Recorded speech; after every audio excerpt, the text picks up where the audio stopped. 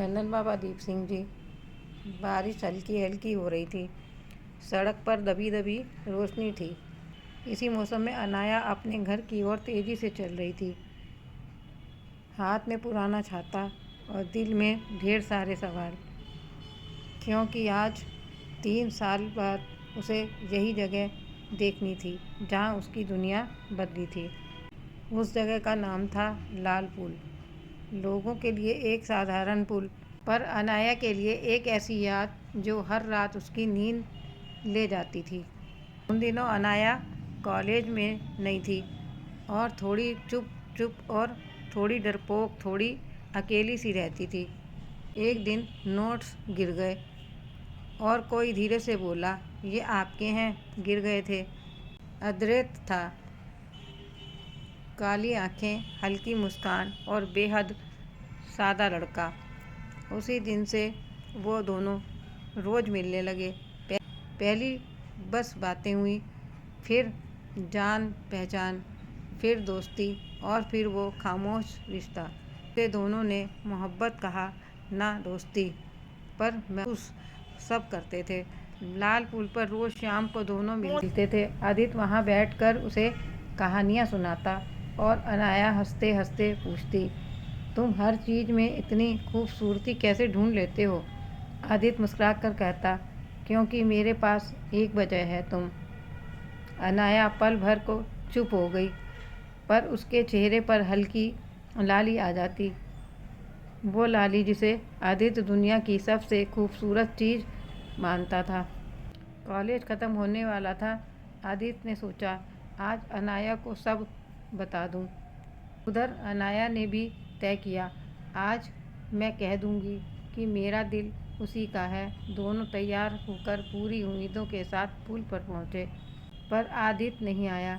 1 घंटा बीता, 2 घंटे, पूरी रात अनाया भीगती रही, कांपती रही, रोती रही, पर आदित्य नहीं आया। सुबह जब फ़ोन लगाया गया तब दूसरी तरफ एक अनजान आवाज़ थी, आदित्य, कल रात एक्सीडेंट में आवाज़ रुक गई और दुनिया भी। आदित्य चला गया था, बस यूं ही, एक रात में, एक बिना कहे वादे के साथ।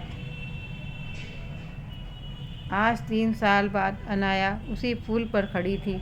बारिश भी वहीं, हवा भी वहीं, जगह भी वहीं, और आदित्य नहीं था। उसने धीरे से अपना थैला खोला। अंदर आदित्य की पुरानी चिट्ठियाँ थीं और उसने कभी नहीं पढ़ी। उसने एक चिट्ठी खोली, उस पर लिखा था, अगर मैं तुम्हें कल बता ना पाया तो समझ लेना अनाया कि मैं तुम्हें रोज़ रोज़ गंवाने से डर गया। इसलिए एक बार मैं कह देता हूँ, मैं तुझे बहुत बहुत चाहता हूँ। अनाया की आंखें भर आई, बारिश और आंसू मिल गए।